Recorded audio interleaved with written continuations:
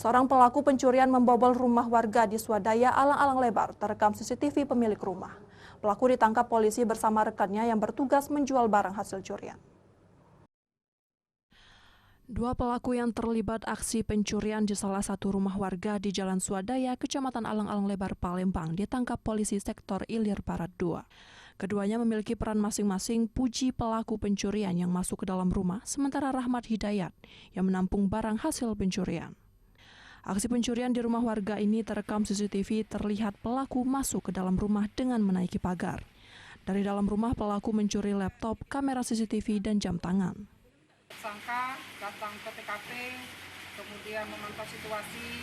Apabila ada rumah-rumah kosong, baru tersangka masuk dengan cara melompat pagar, kemudian membobol jendela. Dari pengakuan pelaku, jika dirinya nekat melakukan pencurian karena terlilit hutang dan kecanduan judi slot. Lewat depan Pak, naik pagar. Naik pagar. Itu barang-barang yang diambil itu dijual ya? Iya Pak. Untuk bayar hutang Pak. terus main slot, nyabu. Atas perbuatannya, kedua pelaku dijerat dengan pasal 363 ayat 1 ancaman kurungan penjara di atas 10 tahun. Dari Palembang, Guntur Riansyah, iNews melaporkan.